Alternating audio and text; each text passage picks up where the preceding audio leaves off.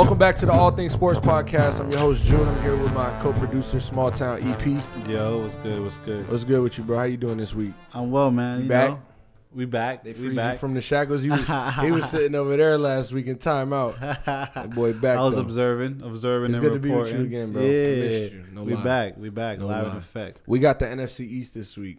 We're still doing our division breakdowns. Bear with us.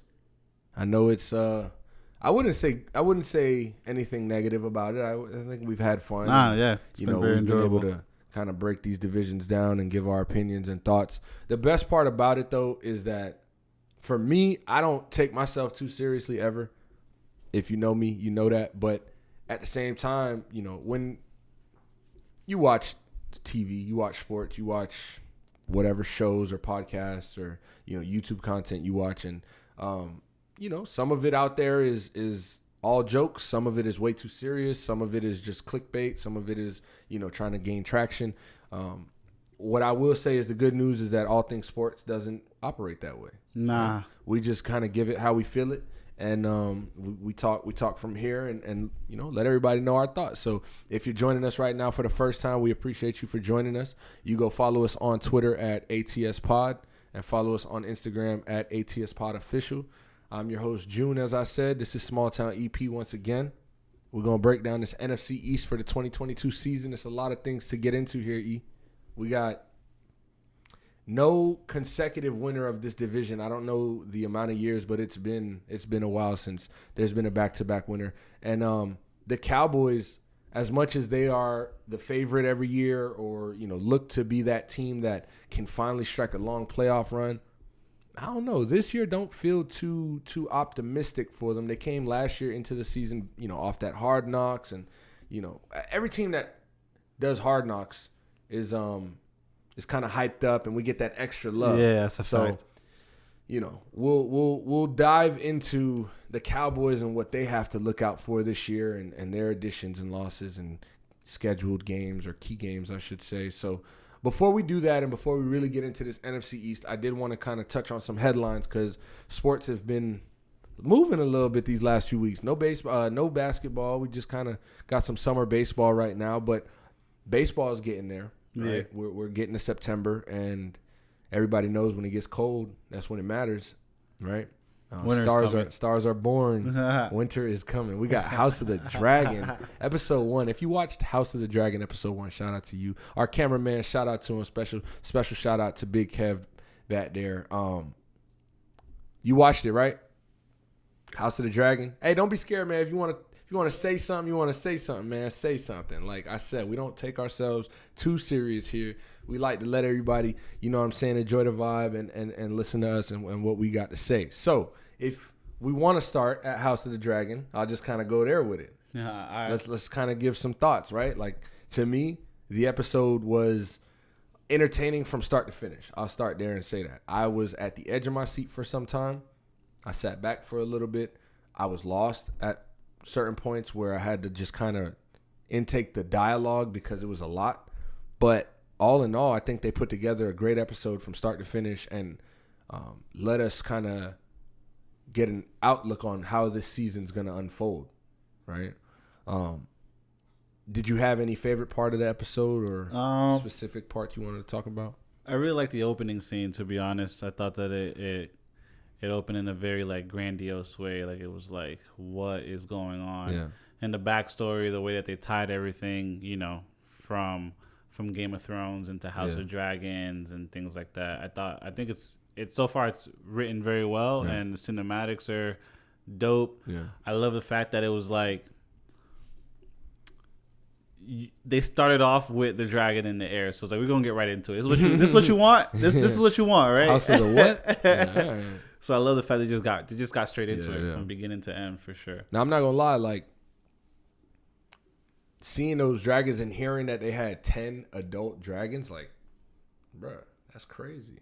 And my favorite scene, I'd probably say, is the conversation between Rihanna and Viserys. Okay. And he's telling her that she's going to be the heir, and winter's coming. You know, when the winter comes, all of Westeros has to kind of be on the same team. And it was deep because we had just saw in season 8 of Game of Thrones that, winter Facts. came, and it was all and more. It was all and more that everybody from time had said, right? So this is a great way to just introduce, what's to come for the next 9 weeks. I hope we get 10 episodes. I don't see why we wouldn't, but supposedly the budget is like $200 million an episode. Like, crazy. Shit is crazy. So, once we up in that range and we got the $100 million budget for the episode, you'll see a little bit more and stuff. And, we might not be recording in we might have our own studio, you know what I'm saying? But we ain't got that Game of Thrones money yet. You know who does, though? Fernando Tatis.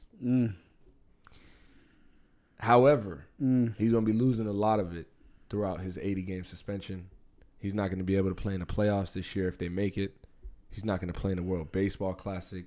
He's not going to start next season opening day. He's not going to smell that fresh grass in April. So there's a lot going on with Fernando Tatis and the Padres, because since he's started his career there, there's been ups, there's been downs, there's been great times, there's been questionable times, and he's nothing to look at and be like, oh, is he the truth? Is he not? We're not worried about that.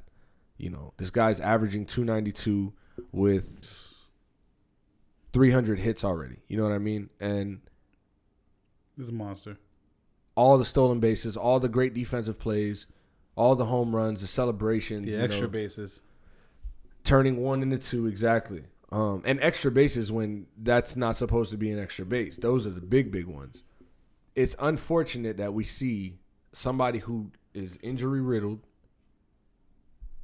come back off of an injury that we didn't think the wrist was going to be as serious as it was. Yeah. I thought he was going to come into the season, deal with the wrist real quick, and find it and keep it going. He wasn't able to do that, and now he has an 80-game drug suspension because of PEDs. And, he says it was a ringworm he had, which you have no business catching ringworm. I mean, if anybody. That's just my opinion. Yeah, but facts. Listen, he's also going to undergo shoulder surgery. So he's like, I'm already here, right? I'm already here. Let me just get all this shit out the way. Yo, that's a huge blow for a Padres team that is a game and a half into the wild card. You know what I mean? And Milwaukee's breathing down their necks right now at this point. And I'm on record saying they're just waiting for Tatis to get back and, really kick this into overdrive. So at this point, it's like your pitching staff is, questionable. They're looking shaky. Blake Snell isn't consistent. He'll have a great game that he looks like Cy Young, and then the next game he's getting slapped up. You know what I mean? So it's like this is a big blow for a team that is fighting for their life to stay in the wild card right now. And a team that, frankly, just traded for Juan Soto, right? Which is interesting, right? Interesting is one word. Coincidence is another? In what sense? Like Dominican or like young star? You think they knew this was coming? Okay. I see and what you're like, saying. You know what? Let's just see what you're saying. He's in the blow. Possibly. I'll say possibly. You never know, right? The disappointing thing about this Fernando Tatis thing is that, being only 23 years old, you're young, you have more money than anybody could count in 5 days. Like, you're from DR, so, your dad played in the majors. You have that Steph Curry vibe of experience, and, it's not like you've lived this life forever, but low-key, you've been part of the mix. Now that it's your turn to step up and shine, you got the injury. And I'll say it again because this is his career, There's the great, but you got to take the good with the bad. And the bad, it's what's crazy is how great he's been. The good and the bad are kind of equal. Facts. And to me, the good outweighs the bad by a little bit, but the bad is louder than the good. The bad is always going to be louder than the good. And when your bad is being injured for half a season or, getting suspended for half a season or the bad that I'm not going to go there. Because, the unspoken rule, Kev even said it, like he hit a grand slam in the 8th inning and they got mad at him. Like, I'll take my guy hitting a grand slam in the 8th inning every day of the week. But, there's that image, right? There's that target on his back. And he just has to do a better job of repairing his image, owning the target on his back and knowing that, bro, you're a young, flashy player who already is one of the top 5 players in this game right now, offensively and defensively. You cannot afford to put your team in this type of jeopardy because your team is going all in behind your back, signing you to the deal, knowing that Manny Machado has to stay, going to get a guy like Juan Soto, Josh Bell. It's the franchise has to be very disappointed in this, right? So regardless if they knew and then they got the Juan Soto thing and was like, well, we'll cover it up, you got to be disappointed. Oh, for sure. And it's at the point where it's borderline embarrassing, personally for me, in the sense that, or I think that it is for the franchise. Organization, yeah. Because you're gonna have to, defend your player, and at the end of the day, it's not like he's a criminal, right? It's not like he broke the law. It's not like he's, being like disrespectful to anybody personally, but it's literally disrespecting your teammates and your franchise at the end of the day. And you not caring enough or putting enough thought into what you do. At a certain point, when you're making a certain amount of money, every single decision you make, I'd imagine, I'm not making that money, but I'd imagine that every single decision you make has to kind of like, all right, does this make sense? Yeah, man, we're talking. Did we think this through, right? Generational wealth. I mean, changes lives. Guaranteed money. And he's getting that. He's getting it regardless. Fuck the fucking ringworm. Fuck the injuries. Fuck the suspension. He's getting that money. Now, he needs to come back from this. I'm sure he'll learn. He's only 23 years old. He has a bright future. He's still going to be one of the best players ever. But this stain on his legacy early is better early than later, because with A-Rod, the stain was salty because his career was already after that World Series peak. It was already like, you know what I mean? But I don't think that Fernando Tatis is going to go away from this. Like, I don't think this is going to kill his career. I think he's going to be able to come back, play really great baseball. People will forget about it. And hell, win a World Series. You got Juan Soto. You got Josh Bell. Fernando Tatis, Manny Machado. You got Joe Musgrove on the mound. That's a core. That's a core. And that's an all-star core. So Chaminade. I can definitely see you guys winning winning a World Series within this window, but you're hurting your team because this year, look at the Dodgers, bro. Walker Buehler just got his second Tommy John surgery. He's only 26 years old, I think. It's crazy, man. One Tommy John surgery typically knocks you out of baseball. You're younger than me or my age with 2 Tommy John surgeries. And it's sad because he's a great pitcher. The Dodgers are a great team who's consistently going to be in the World Series or be in the playoff hunt. And a team like San Diego has an opportunity right now, to have caught up, passed, or stayed in that 1.5, 2 game stretch to go all the way to the World Series or play the Dodgers in the NL wild card or whatever, in the playoffs in the National League and really compete. This is a big setback for your franchise, and you cannot afford it. I can't stress that enough. It's disappointing. Fernando Tatis, I wish you the best, and I know you're going to come back as far as talent-wise. You'll be all right, but you got to figure things out, being more responsible with yourself. So he's definitely my favorite player. For sure. And it's disappointing to say it in this matter because it's like, damn, dude. But am I mad at him? No, I'm not one of those that's like, oh, bro. Oh, my No, it's nothing goodness. like that. But at the same time, bro, you're 23 years old. You're one of the best in the game. You got to hold yourself to a higher standard. So Absolutely. Chet Holmgren, if we could just kind of switch to the NBA real quick. Stay on the West Coast. We're leaving San Diego. We're going to OKC. So I was thinking LA because, Russell Westbrook, Pat Bev. Yeah. But Chet Holmgren plays in the Seattle. That's what it was. It was a Seattle Pro-Am game for Jamal Crawford's summer league. Which, by the way, did you see LeBron James played in that game Sunday or Saturday? And the crowd outside the arena at there was a line to get in the arena at 4 p.m. the day before. It was insane. My God. It was insane. Beautiful. So he comes, LeBron plays, Jamal Crawford's there, Jason Tatum's there, a bunch of stars are there.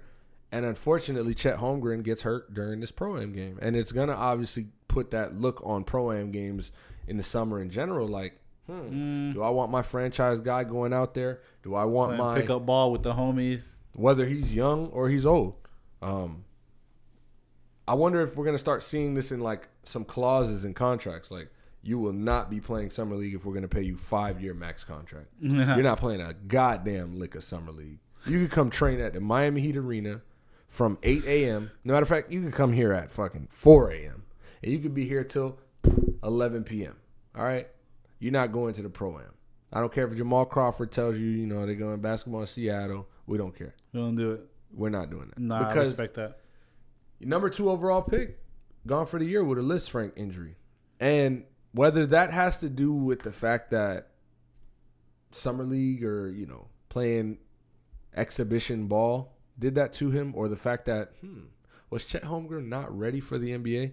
Is he too weak right now? Is his body type not strong enough? Yeah. Is he too fragile? And those questions have to be raised with all due respect to the number 2 pick of the draft. And, I was giving Kev a hard time earlier as far as why I think that he might not be ready just yet. And, I don't know if – I'm still skeptical as far as him transitioning to the NBA. I am too. He has the skill set. He's got size. The talent is there. He understands the game. He's not a bonehead player. He's a mature kid. Everything's there. But sometimes there's just that disconnect from watching it happen in college so smoothly to thinking and believing it's going to happen in the NBA. And I think that this clip, if you go watch it, is a perfect example. You got LeBron James running a fast break. It gives him a shoulder. And I don't know if he made him put all that weight on his foot. And obviously one little tweak, one little twist, it can happen whenever. It's ironic that you play one of the more physical specimens in the league and this is what happens. But it's like, damn, you kind of could have saw this coming from the outside perspective, from just a fan, from just somebody who's looking at Chet like, damn, he's really skinny. I don't know if his body's ready. Mm-hmm. That's what the first idea that I came up with. I was like, damn, that clearly he's not. And yes, he's not. I'm not wrong about that because we wouldn't be talking about this right now. But do I think that this is going to like stop him or, alter his career? I don't think so. I think that whatever career he was set out to have, he's going to still have it. He's going to start fresh next year. And it's going to be very interesting next year when we're talking about Chet Holmgren against the new draft class. Yeah. And is he going to be the best player in the rookie class? Because if Chet Holmgren is a second-year NBA player who was hurt all season and is not a Rookie of the Year candidate, that's trouble. I'm expecting him to be. Him to be. I don't know. I'm not expecting him to be there, but I've always said that I don't see his game transitioning, and it's specifically because of his body type. Really, I just don't see it happening for him. I hope it does. You know what I'm saying? I'm not wishing it not to happen, but I just don't see it. I don't see it personally. Sure. Best wishes to him.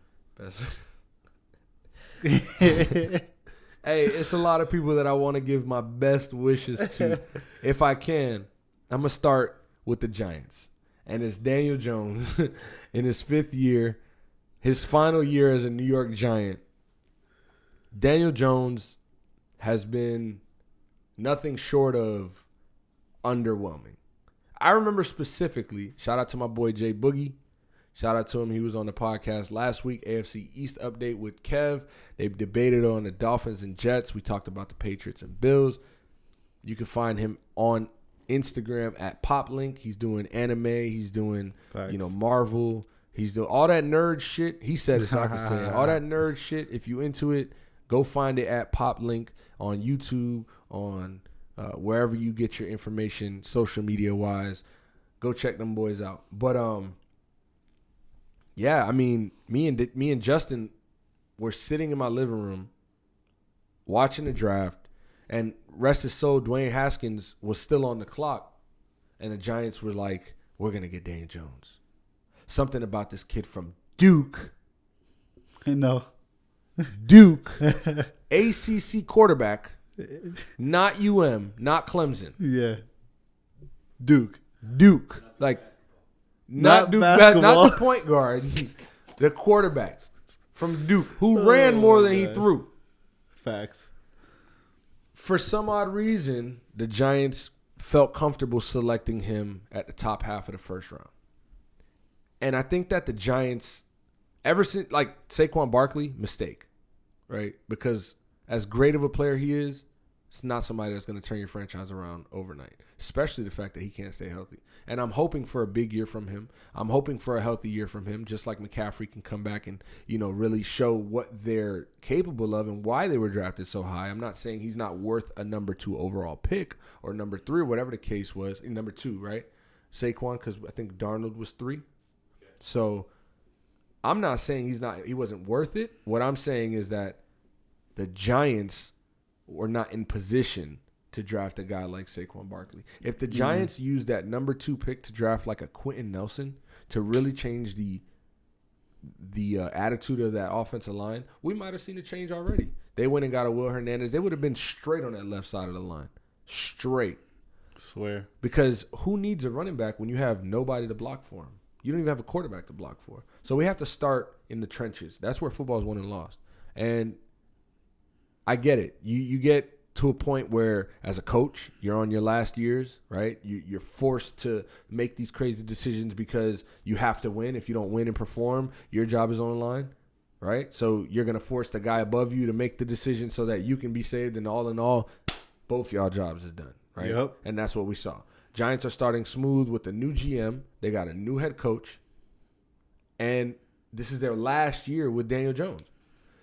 Especially in a division as volatile, like as management and like coaching, like staff wise, as the NFC East, because they get you out of there. Yeah, which it's fair. It's fair. I mean, it's such a winnable. And it's such a winnable division. Mm-hmm. Like, you guys literally beat up on each other all year, and then scrap it out versus the rest of the teams. Throughout the season, you got to find a way to put this shit put pen to paper. And Kenny Galladay, for example, you signed him in free agency, non-existent last year. Mm-hmm. It's a result of your quarterback. It's a result of the fact that Saquon Barkley can't stay healthy. It's a result of the fact that you've drafted maybe 1 or 2, I think 2 because they drafted 1 this year, offensive linemen in the first round. Like, you have to put more attention to the little details that's going to win you football games. And as the Giants, it's been a lot of disappointment. I say all that to say this year bodes excitement for me. Okay. I'm not a Giants fan, but if I was a Giants fan, shout out to my Giants fans, shout out to Ann, shout out to my cousin Carlos, shout out to everybody else, out there in Flushing, Meadowlands, wherever they play. It's promising. If you know that, all right, right now, we really just got to get through one more year, Daniel Jones. We get through one more year, we'll figure it out. Granted, you're going to be stuck at square one again. But if you do what you got to do and only win a couple 3-4 games, you might be looking at Bryce Young as your new quarterback. And who can hate on that? Now, this is the problem, though. This is the problem. The Giants are, as bad of a team they are, that's how they bring it together collectively. They have talent on the roster, right? They have Xavier McKinney out of Alabama. They have a Saquon Barkley, a Kenny Galladay. They just traded Evan Ingram to the Jags, if I'm not mistaken. They have, or he was a free agent, if I'm not mistaken. They have they lost James Bradbury as well. But they did draft Kayvon Thibodeau, right? Facts, they did. And an Evan Neal.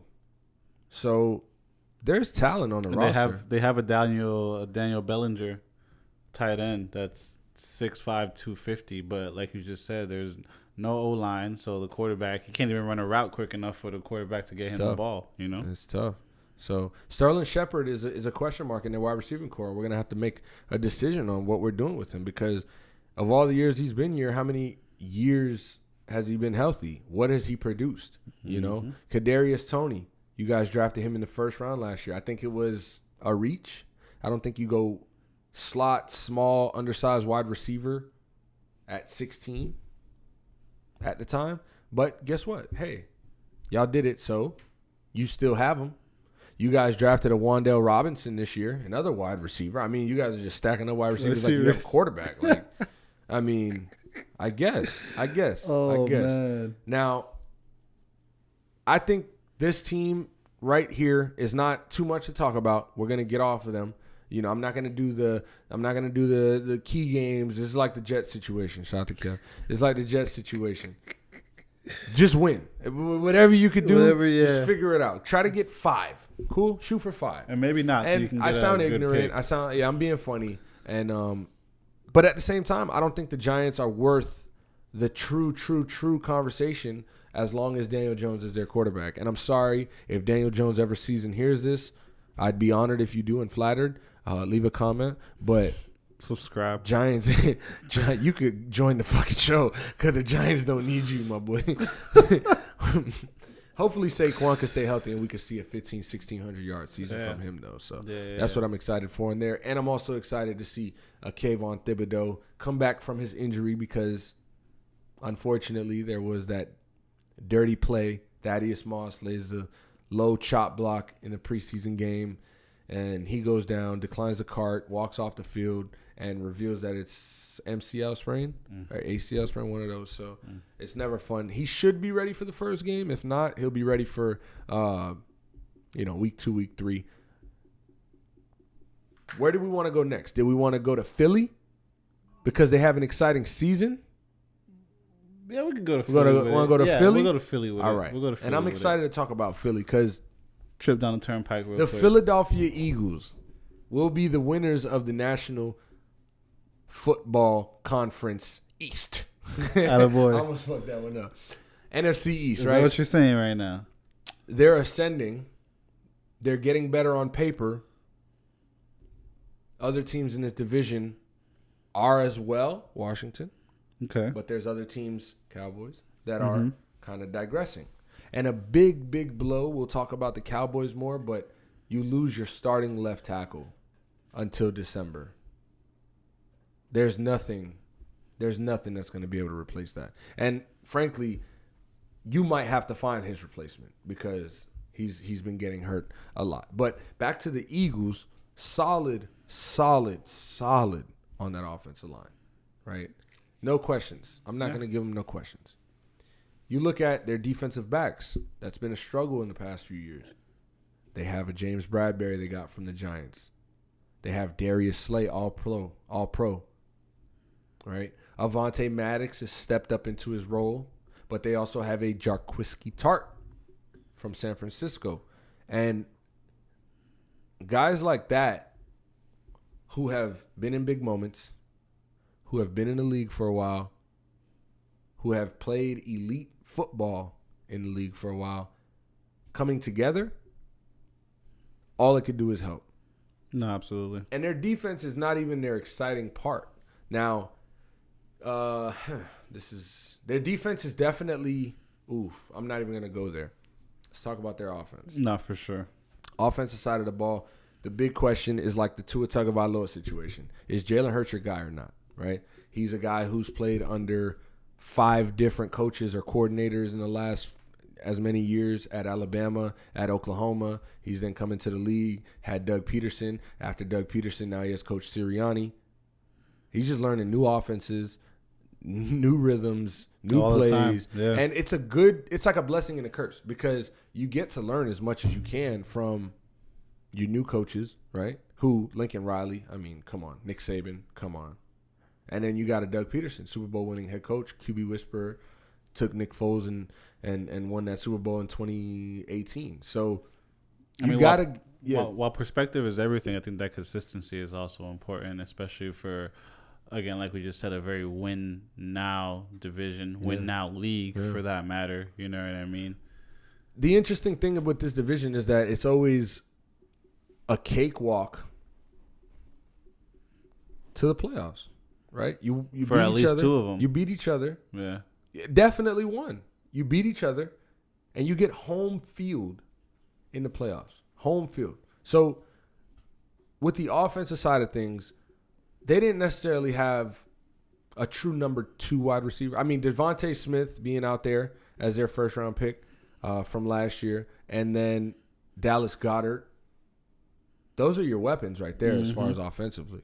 But they've now added A.J. Brown in a trade on the draft.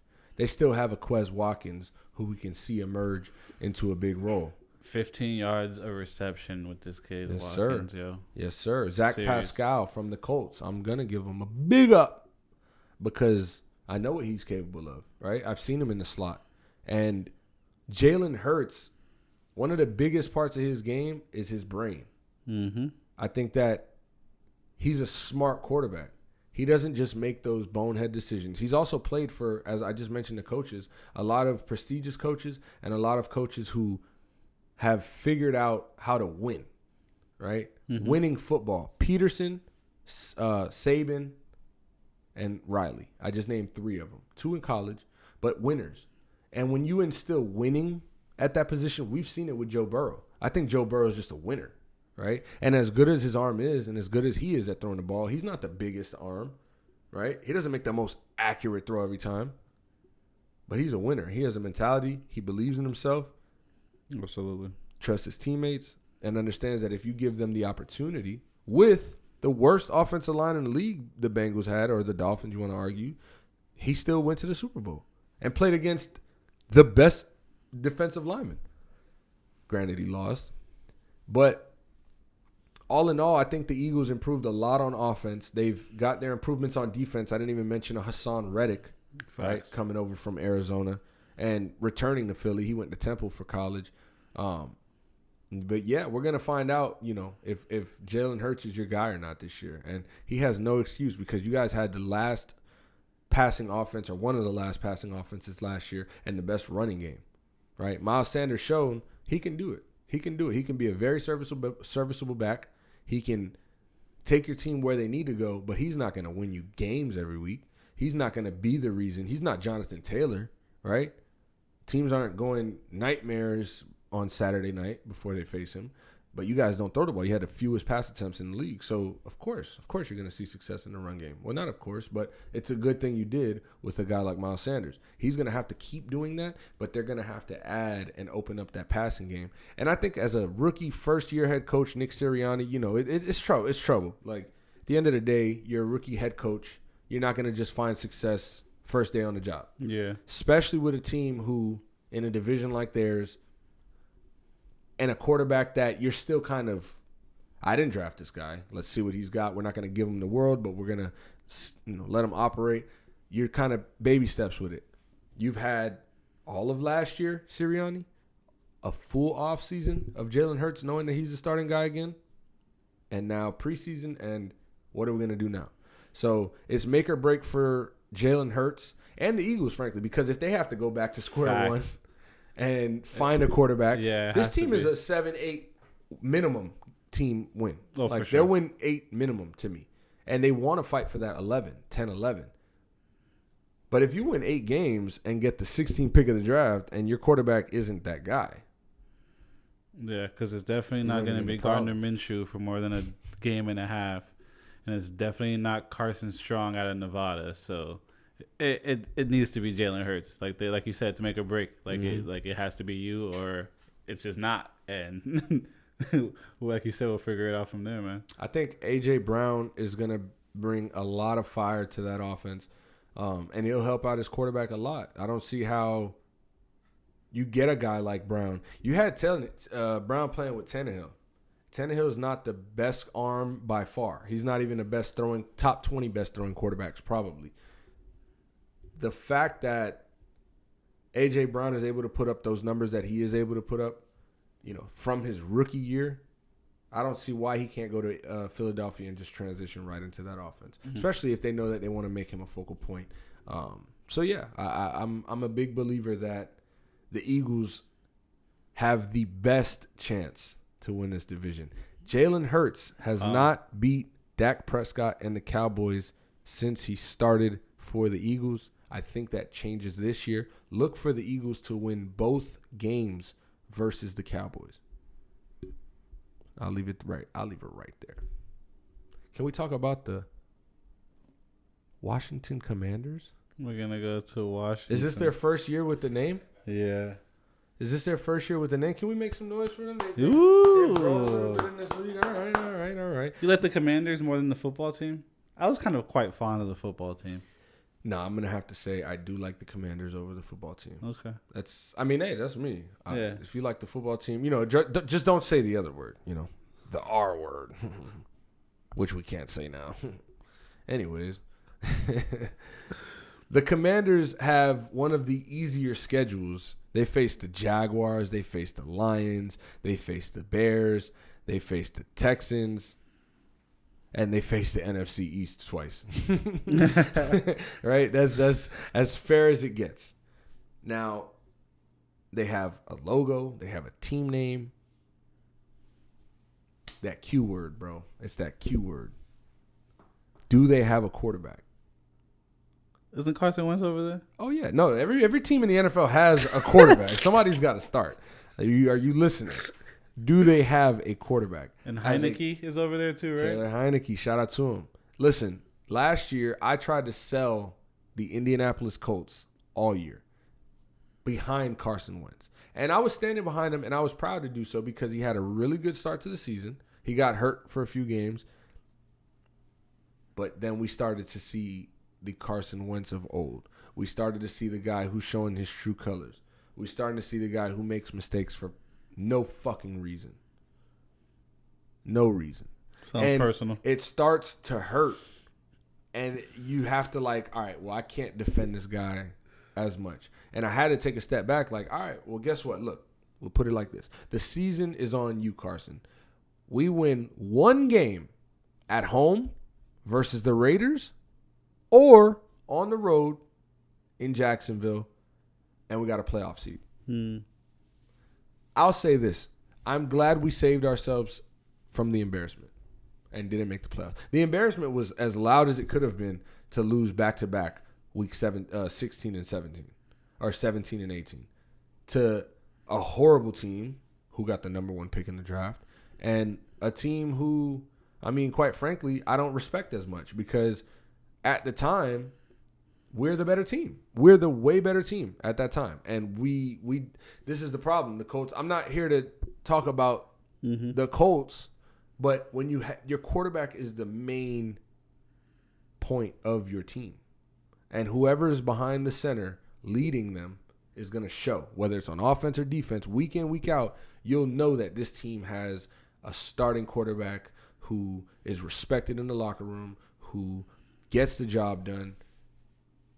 And as much as I was trying to argue that Carson Wentz was able to and at least be serviceable, I can't keep arguing for him, especially now that he's not on my team. So for now, it's going to be I have to see it to believe it. And I think that Carson Wentz is a good quarterback. I think he can throw the football. I think he can. He's athletic. But he holds on to the ball long. He makes bonehead decisions. He throws the ball when he shouldn't. He makes bad reads. He fumbles the ball. He gets hurt. He gets nervous, gets rattled. And it's you can't excuse it after a certain point. So, looking at this schedule for the Commanders, again, I think it's the 32nd hardest schedule in the league. But when you start off with Jags, Lions, Eagles, Cowboys, you got a really good shot to start your season off at a good pace, right? 2 bad teams, non-playoff teams. And then 2 divisional games. Granted, you have to look at the Cowboys and the Eagles games as all right, we got to come out of here with 1 win. We can't just go 0-2 in the division and just be 2-2 after 4 games because we beat the Lions and the Jags. Because that's going to kind of show you right there, all right, well, it's the same old Washington team. But it's actually not. This team has talent. Terry McLaurin, Curtis Samuel, Chase Young, who missed the first 4 weeks, is still on that defense. Deron Payne. They've got Montez Sweat. Right? And it's a bright future for a lot of young guys in Washington. And not to mention Antonio Gibson, who was a lot of people's favorite running back in fantasy late in the season. But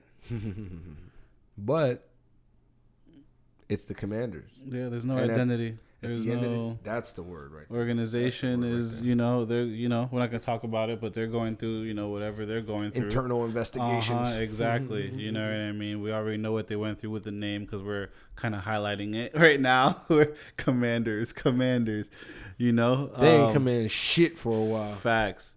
Like, is it Carson Wentz? Is it Heineke? Is it Sam Howell straight out of North Carolina? Like, I mean, listen, if we're gonna see Carson Wentz take a bench role at any point this season, man's is cooked. Man's got to retire. You got to hang him up, dog. If you get benched this year, I'm not expecting to see him get benched. I'm not expecting to see Carson Wentz not be the starter unless he's hurt. I could see him hurt though. I could see him, staying in the pocket too long and not letting go of that ball and taking a hit. Unfortunately, but it's the reality of the type of player he is. So, Washington Commanders have a promising young core. The Washington Commanders have a promising young defense, to be specific. And I like Benjamin St-Juste. He had a good amount of tackles last year. Good amount of total tackles. Couple pass deflections. Yep. I like him to make a little statement back there in that secondary that needs some leadership and needs some some leadership, some direction back there. Fair. A presence.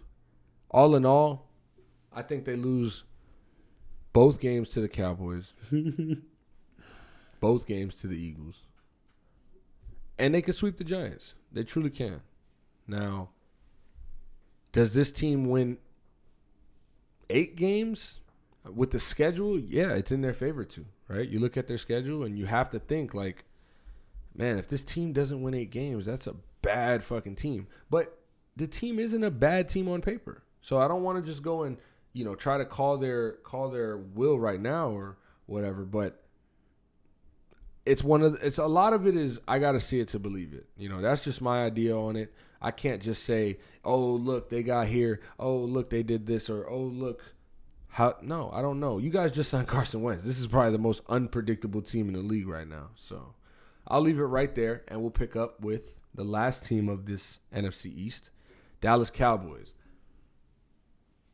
And it's always fun talking about the Cowboys because everybody here knows a Cowboys fan, and, we know what they go through on a week-to-week basis during the season and then throughout the offseason, how frustrated things can be at times. But we'll look at the bright side first. You get a second-year Micah Parsons.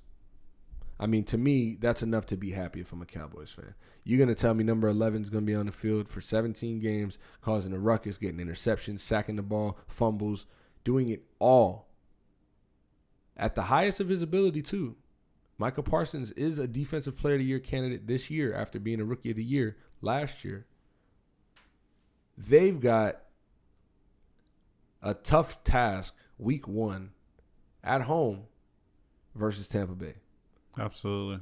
And last year, I think we saw them open up against Tampa Bay, and Dak Prescott threw for about 406 yards, 58 pass attempts, and him and Brady both, threw for over 350 yards and had over 50 pass attempts. It was crazy because it kind of, okay, is this what the NFL has been now? Is this what it is? We're just going to see. Dallas was a couple wins away from being number 1 in the NFC last year. Yeah. A couple of small wins. Not small wins, but wins that they should have gotten.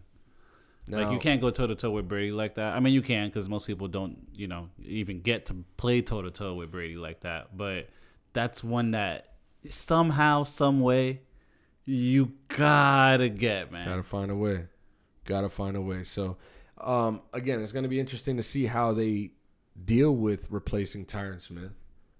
Zeke Elliott, I mean, what are we going to get from you this year, right? Because Tony Pollard will gladly take your spot and plays to the level of serviceable starting running back in the league, who you don't have to pay Zeke Elliott first-round money for and waste. You lose Amari Cooper, which I think is huge because he's one of the best route runners in the league. He's able to just get separation and get open. And that leaves you with your number 1 option being CeeDee Lamb.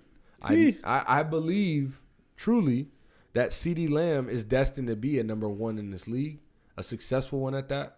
I don't know that in his second year or his third year that he's going to be able to pan out and shape into that wide receiver and lead the Dallas Cowboys, you know. So I'm kind of nervous for the Cowboys in that regard. They lost Cedric Wilson. And Dak Prescott, you know, he doesn't have that healthy, you know, got to stay healthy thing. He plays and he plays good and, you know, he understands the game. He doesn't make a lot of big mistakes. But, man, something about Mike McCarthy coaching that team doesn't sit too well with me. I don't think it sits too well with a lot of people in the locker room either. I will say, you know, having Kellen Moore as your OC and calling plays, and, you know, it's a big benefit. He's a quarterback, so he's Dak's type of guy. They're going to have that, or continue to have that strong relationship. But to me, Dallas is always like a separated team. Like, something's always going on. Something's always going on, whether it's an offensive lineman you lost, whether it's your starting defender, whether it's Dak Prescott getting an ankle. Like, something's always going on, and it doesn't ever pan out to be for, like, the greater good. Facts. So Cowboys fans are always left just, like, unsatisfied by the end of the season, which last year ended fairly well, right? You lose to the 49ers in the was that the championship game? That was a divisional game. Yeah. You lose in a divisional game to the 49ers, and, I mean, it's funny, bro. I was watching that game. That's why I'm just thinking about it. Like, too many missed opportunities. And that's what the Cowboys' seasons become after year after year after year. Missed opportunities. Somebody couldn't stay healthy. Who's your quarterback? This year, you clearly see that your O-line is taking some hits. You still have a lot of good skill position players. And you have your franchise quarterback who's healthy, he's paid, and he should be happy. You can't ask for more in a division that, one, you should win. This is the Cowboys' division to lose. I think the Eagles are going to win, but this is the Cowboys to lose.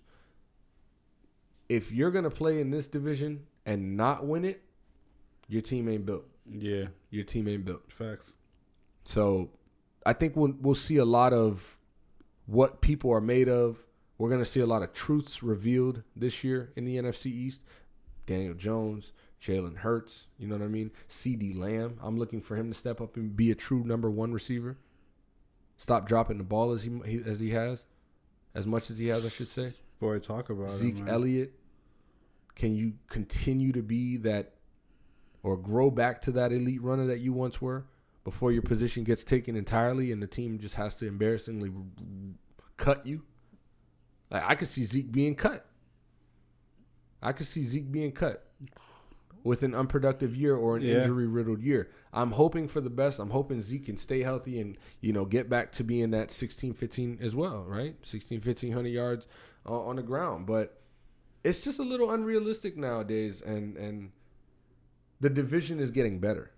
That's what at least I'll say that I noticed. The division's getting better. The Giants are still down there, and until they get that quarterback situation taken care of, it's going to be much of the same, but the Eagles, the Commanders, and the Cowboys are all fighting respectively for a playoff spot. Absolutely. And maybe this all the injuries that the wide receiving core is riddled with will have someone like TJ Varsher step up and make a little name for himself. Boy got the low keys. You know? Varsher. Let me see. I mean, yeah, bro, that's the NFC East, though. I mean, what we got next week? We got North. AFC North. NFC North. Hopefully Lamar Jackson gets a contract before next week. He probably won't, but, you know, I'll be excited to talk about that whenever that happens. Do you have a winner? I already told you I think that the Eagles win this division. It's the Cowboys to lose, but they will. I think the Eagles will win the division too. I think that the wide receiving core and Zeke is gonna kill.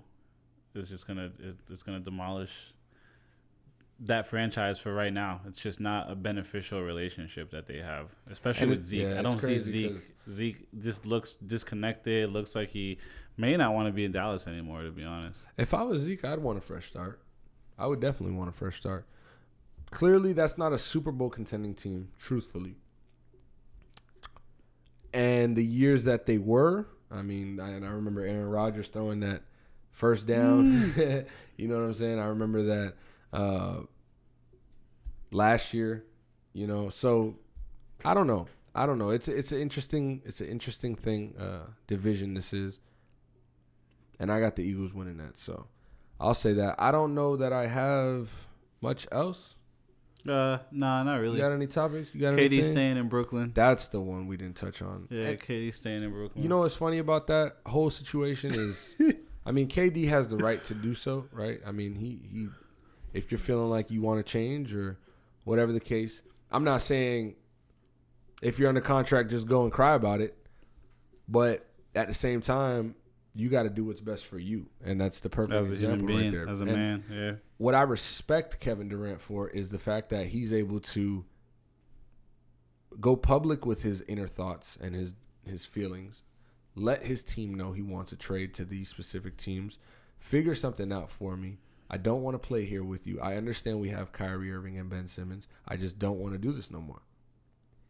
To be able to go from that to weeks of uncertainty, weeks of offers and deals, weeks of who's going to get traded, is everybody going to wait for Kevin Durant to get traded so that we can get traded, to now, you know what?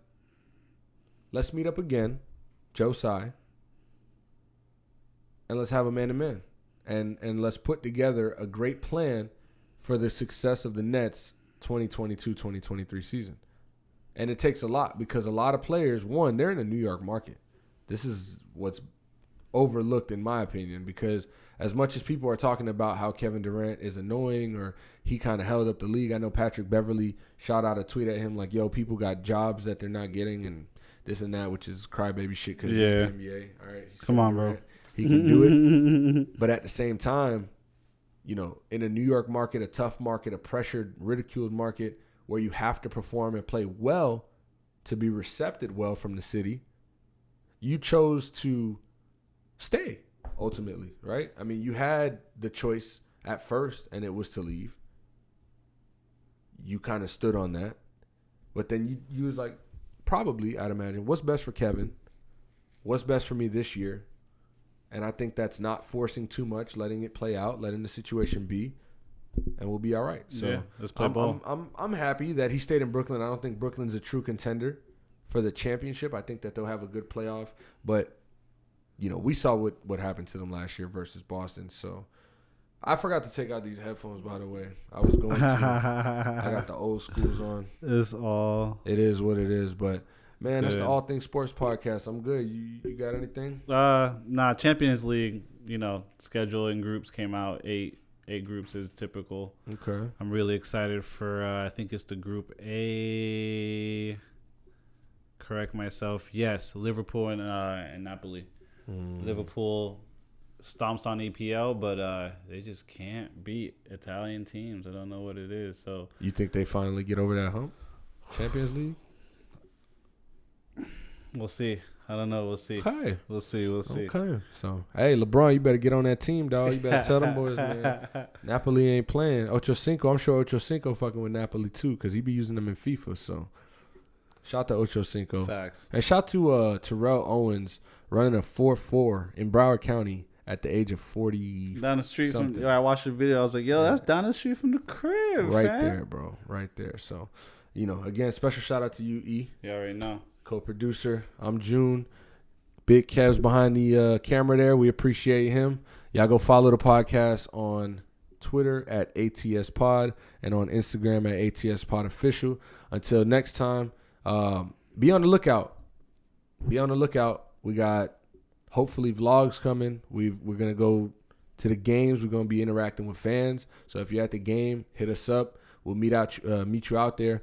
Giveaways. We're going to get into giveaways for games and stuff like that. Basketball season's coming. So stay tuned. All Things Sports Podcast. We do got interviews. I'm going to say this because if you stayed this late, I appreciate you. We got DJ Reese. We got Bulletproof Soul working on that. So shout out to 20 Hewitt too.